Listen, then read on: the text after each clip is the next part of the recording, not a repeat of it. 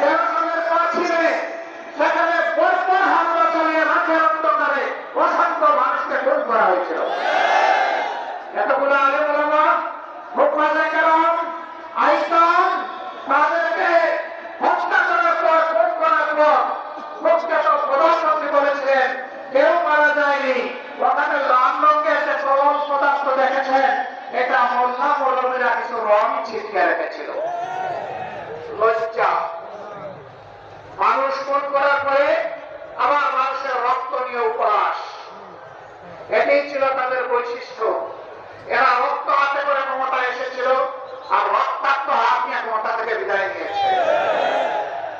তারা ক্ষমতা এসেছিল 9 সালে ফেব্রুয়ারি মাসের 25 এবং 26 তারিখ ঢাকার পিলখানায় তৎকালীন প্যারামিলিটারি বিডিআরের হেডকোয়ার্টারে 2 দিনে 57 জন প্রতিশ্রুতিশীল দেশপ্রেমিক 14 সামরিক অফিসারকে তারা হত্যা করার মাধ্যমে তাদের হত্যার অভিযান শুরু করেছিল।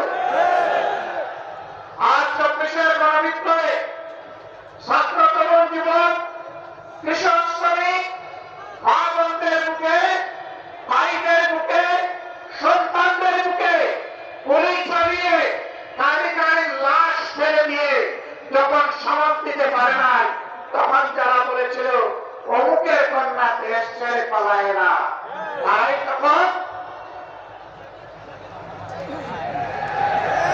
তারা কি করেছিল? জমিন দিয়ে হাঁটা, গাড়ি চালিয়ে যাওয়ার সাহস তারা হারিয়ে ফেলেছিল।